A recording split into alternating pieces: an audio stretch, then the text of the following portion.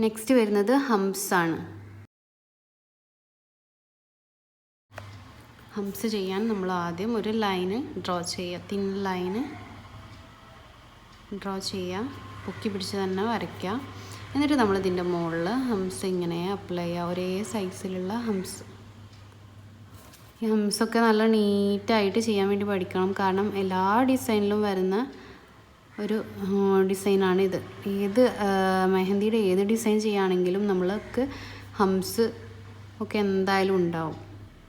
നല്ല നീറ്റായിട്ട് ചെയ്യാൻ വേണ്ടി പഠിക്കുക. കണ്ടോ?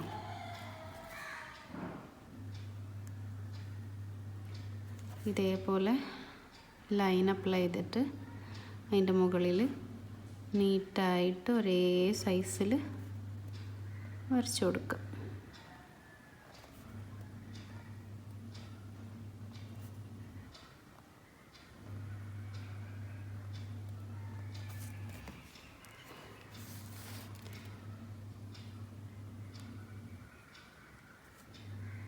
രണ്ട് ലൈൻ അപ്ലൈ ചെയ്തിട്ട് കാണിച്ചു തരാം. മുകളിലും താഴെയും കൊടുക്കുന്ന രീതിയാണ്.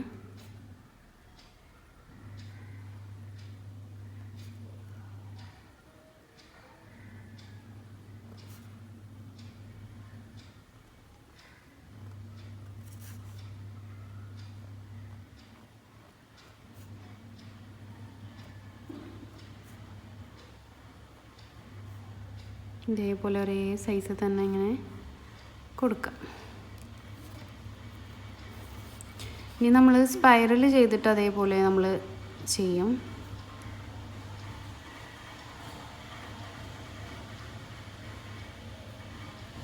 സ്പൈറൽ കൊടുക്കുക, എന്നിട്ട് നമ്മൾ ഹംസത്തിന് ചുറ്റിലും കൊടുക്കും.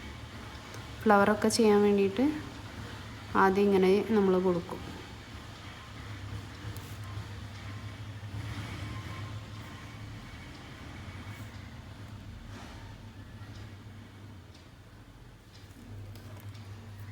ഓക്കെ, ഇങ്ങനെ ചരിച്ച് നമ്മൾ കൊണ്ടുവന്നിട്ട് കറക്റ്റ് ചെയ്യുന്നത് ഡ്രോപ്സ് ആണ്.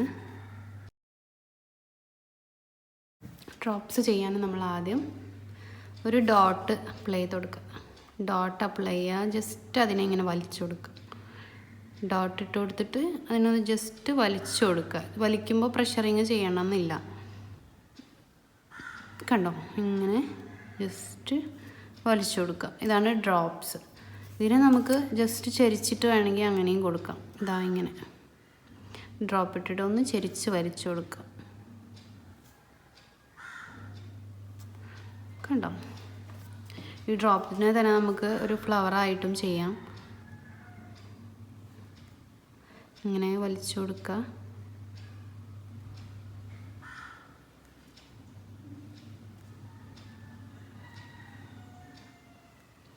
സെൻറ്ററിൽ ഡോട്ട് ഇട്ട ഒരു ഫ്ലവറായി.